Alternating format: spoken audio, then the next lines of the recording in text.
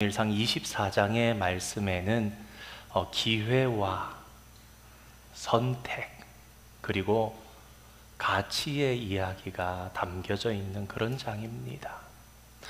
자신을 모질게 핍박하고 쫓아와서 죽이려 했던 사울이 마침 자신의 소나기에 정말 그야말로 벌어진 입에 들어온 먹이 같은 그런 상황을 맞았지만, 정말 그런 좋은 기회가 왔지만, 그러나 다윗은 놀랍게도 사울을 죽이지 아니하고 그대로 그가 갈 길을 가게 합니다.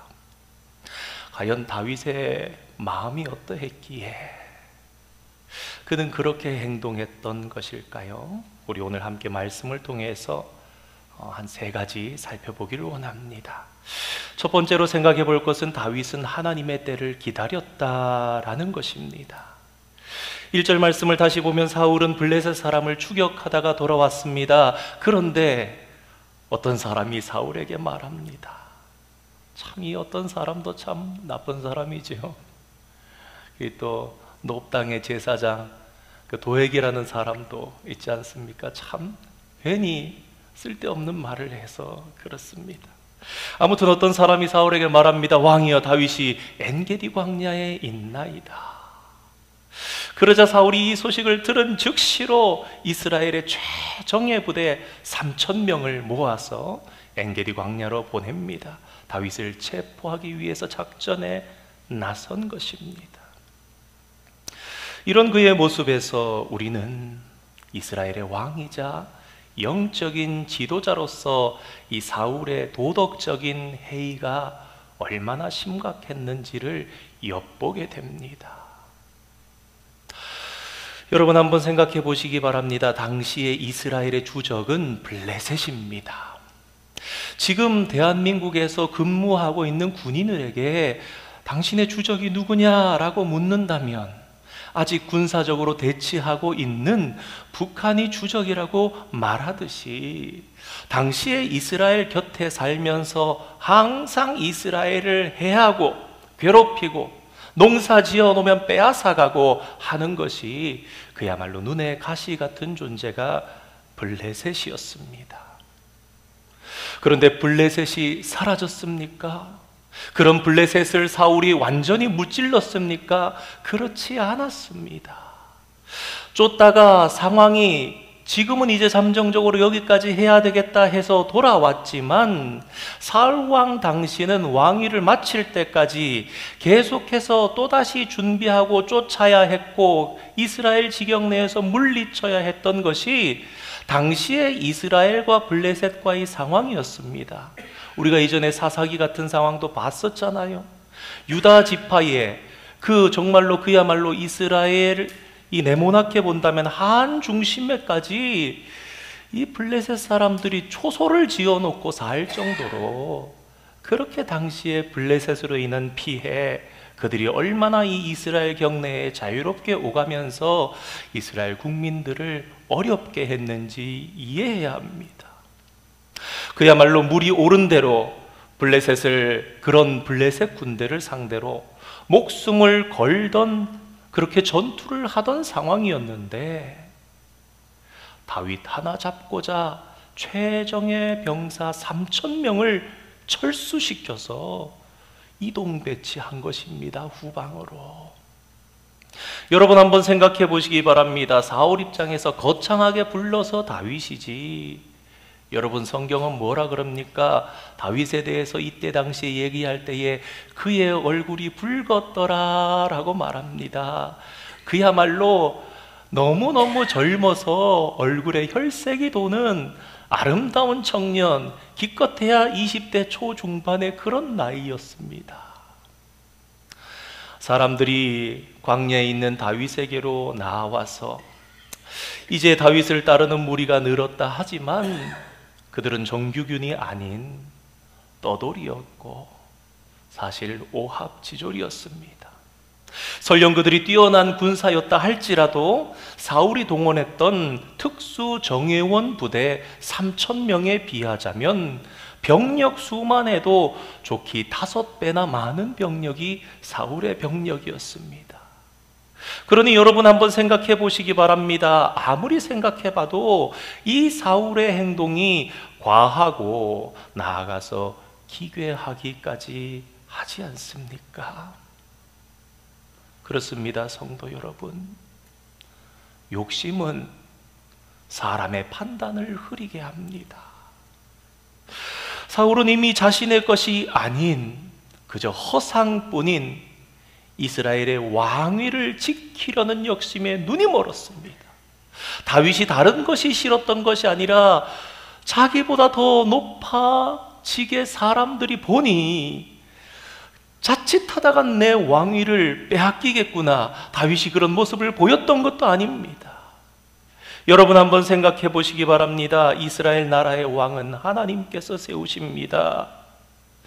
사울은 하나님께서 자신을 더 이상 왕위에 두기를 싫어하셨다는 것을 알았지만 포기하지 않았던 것입니다.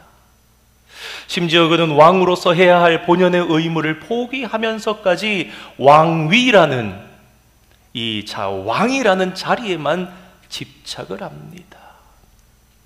이처럼 지도자가 과한 욕심을 부리면 그를 따르는 이들이 삶이 피폐하게 됩니다. 그리고 그들이 마땅히 누려야 할 명예까지 실추시키게 되는 것입니다. 여러분 한번 생각해 보시기 바랍니다. 사울이 동원한 3,000명의 정예 병력은 어떤 존재들이었겠습니까? 정말 그야말로 내 나라 지키기 위해서, 내 나라에서 블레셋 병력들을 몰아내기 위해서 외적 블레셋 군사들과 언제라도 싸우면 싸우리라, 내가 죽더라도 내 나라를 지키리라, 그렇게 준비되어 있던 정말 훌륭한 군사들이었습니다. 그러한 그들이 사울을 쫓아서 엔게디 광야를 다니며 그들의 정체성이 어떠했겠습니까? 우리 지금 뭐 하는 거지? 우리 다윗 잡으러 가. 다윗 혼자 있는 거 아니야? 우리 3,000명이나 움직여야 되는 거야. 지금 그들은 판단력을 잃은 왕 사울에 의해서 아무런 죄가 없는 오히려 나라의 영웅인 다윗을 마치 사냥개의 신세처럼 되어서 쫓고 있을 뿐이었습니다. 왕이 명령하니. 그러니 이 3,000명의 정예 군사들의 억울함은 누가 풀어주어야 합니까?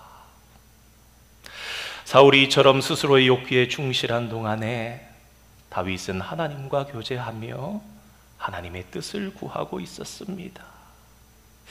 육신적으로는 그 시간은 괴로움의 시간이었고 안정을 취하지 못하는 시간이었고 위태하고 불안한 시간이었습니다. 그러나 다윗은 아직 오지 않은 왕의 시간 대신에 기다림의 시간, 홀로 있음의 시간을 붙잡고 하나님을 만나며 인내해야 했고, 그런 그의 인내와 그 속에서 배움이 위대한 왕 다윗을 만들었다는 사실을 우리는 잊지 말아야 하겠습니다. 베드로전서 5장 6절 7절 말씀 혹시 준비되어 있습니까? 네, 한번 띄워주시면 좋겠습니다. 우리 한번 읽어볼까요? 읽겠습니다. 시작. 그러므로 하나님의 능하신 손 아래에서 겸손하라. 너희를 높이시리라. 너희 염려를 다 주께 맡기라. 이는 그가 너희를 돌보심이라. 아멘.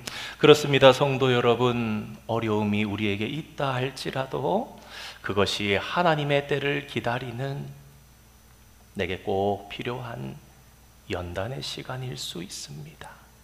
우리도 다윗처럼 하나님의 때를 기다릴 수 있는 자가 다 되기를 주님의 이름으로 축복합니다. 죄송합니다. 마른 기침이 나올 것 같아서.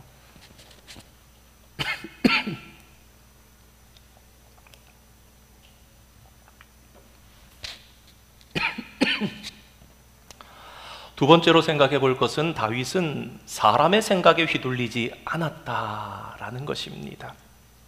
오늘 본문 3절 말씀 함께 한번 읽어보겠습니다. 읽겠습니다. 시작. 길가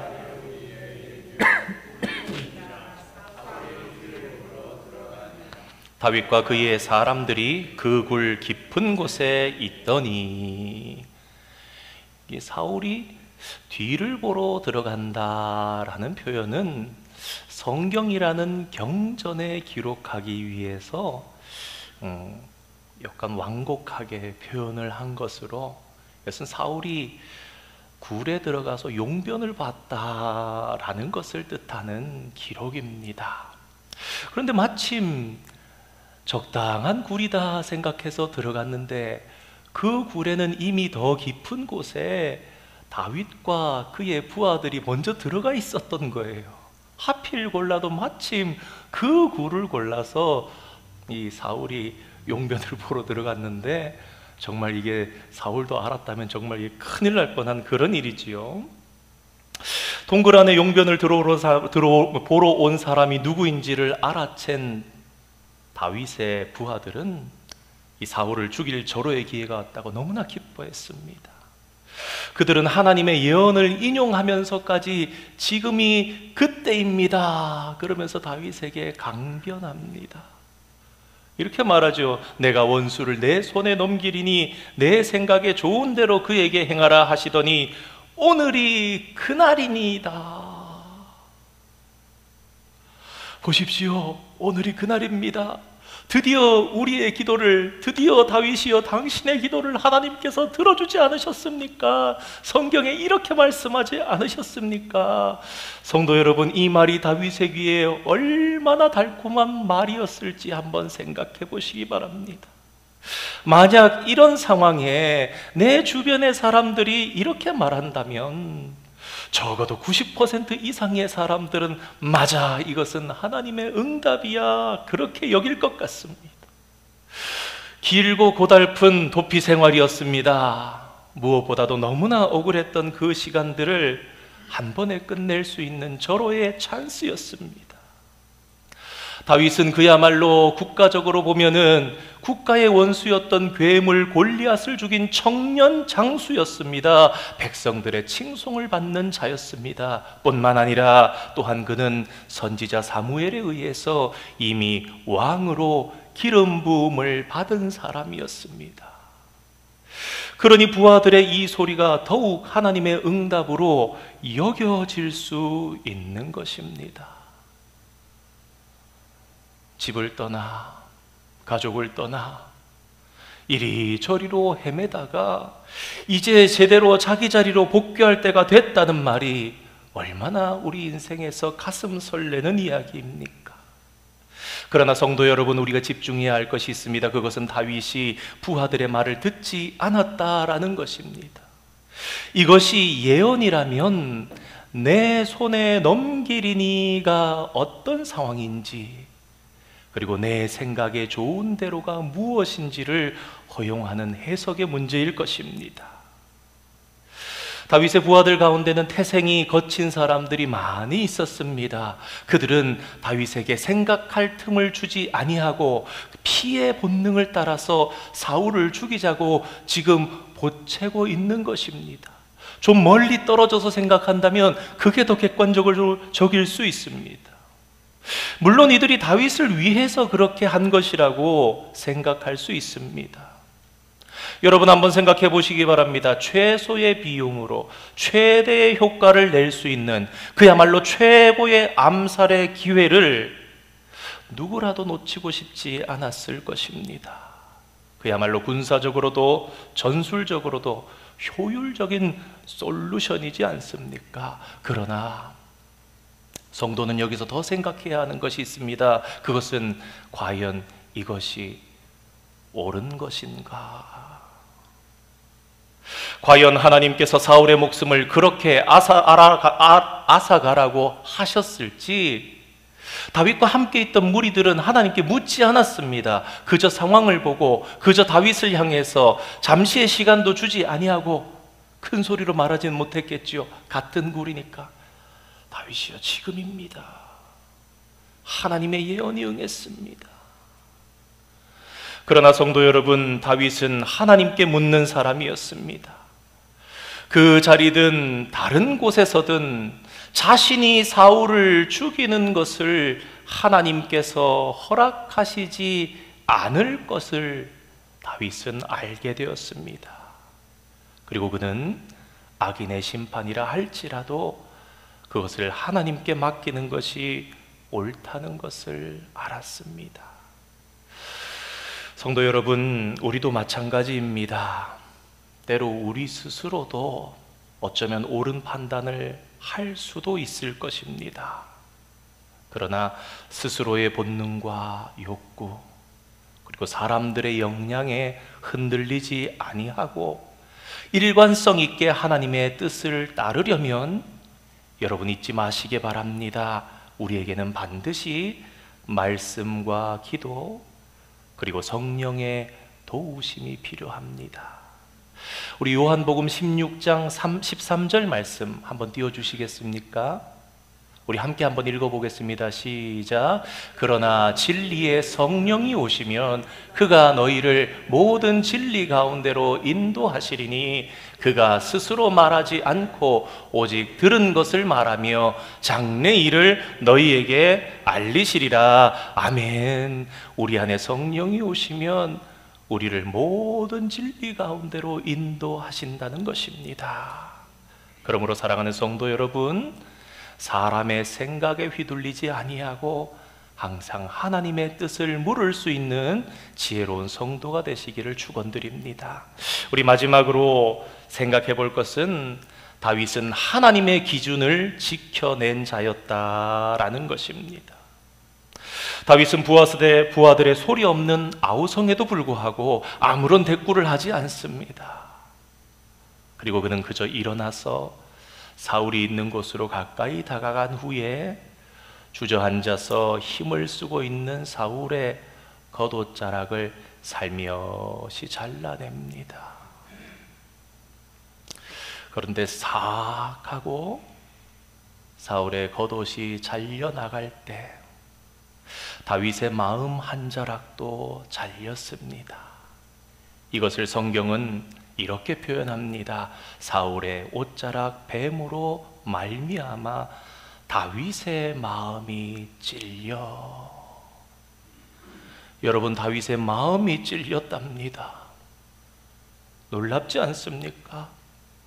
자기를 잡아 죽이겠다고 달려온 원수 사울인 그 사울의 그저 옷자락, 용변을 봐야 하니 겉옷은 좀 한 곳에 치워놨을 것입니다. 그 옷을 조금 귀퉁이를 잘라낸 것이 마음이 아팠던 이유가 무엇인지 여러분, 이것은 우리가 집중하고 묵상해 볼 그런 가치가 있는, 의미 있는 말씀입니다.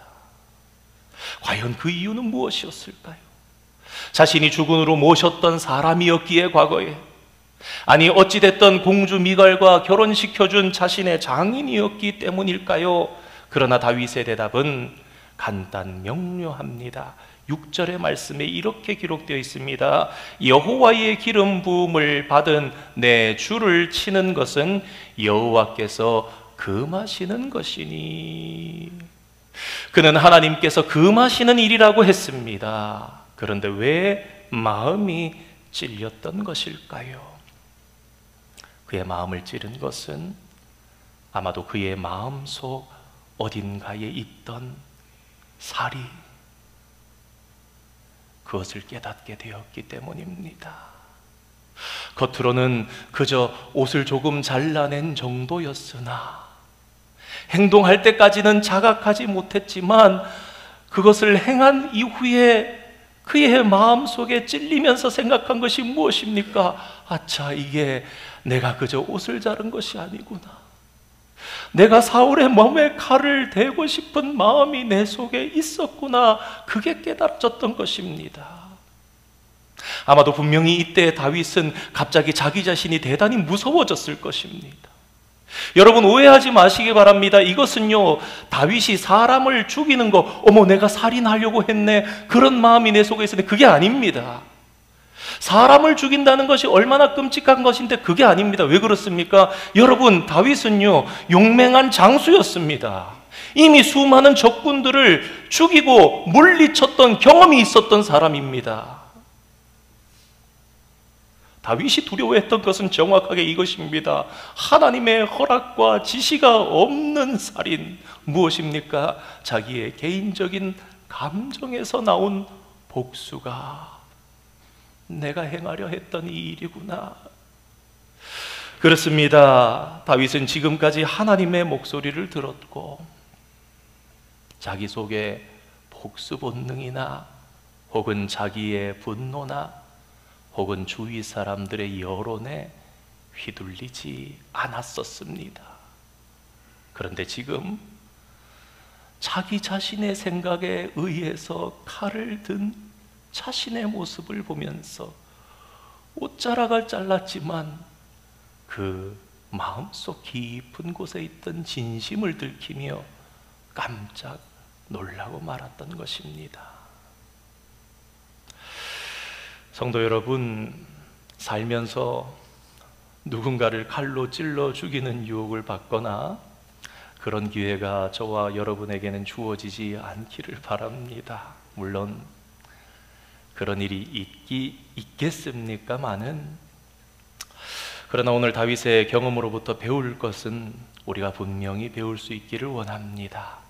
다윗의 마음속에는 이런 일들을 허용하지 않는 그런 견고한 가치관이 있었습니다. 그 가치관이 어디서부터 온 것입니까? 하나님과 교제함을 통해서 하나님께 있었던 가치관이 다윗 속에 있었던 것입니다. 그 가치관이 다윗에게 있어서 분명했기 때문에 다윗은 이러한 유혹을 물리치고 여론을 잠재우며 자기 자신의 거룩함을 지켜낼 수 있었던 것입니다. 사랑하는 성도 여러분, 오늘 우리들도 전장 같은 인생을 살아갑니다. 크고 작은 선택을 마주할 때마다 올바른 결정을 해 나가야 합니다. 그래야 우리 각자가 받은 사명에 합당하게 살 수 있는 것입니다. 오늘 성경의 다윗의 본을 따라서 하나님의 때를 기다리고 사람들의 여론에 휘둘리지 아니하고 하나님의 기준을 지켜내는 우리의 삶 속에서 하나님의 가치를 지켜내며 승리하는 믿음의 삶을 사시는 성도들이 다 되시기를 주님의 이름으로 축원드립니다. 우리 오늘 말씀 생각하시면서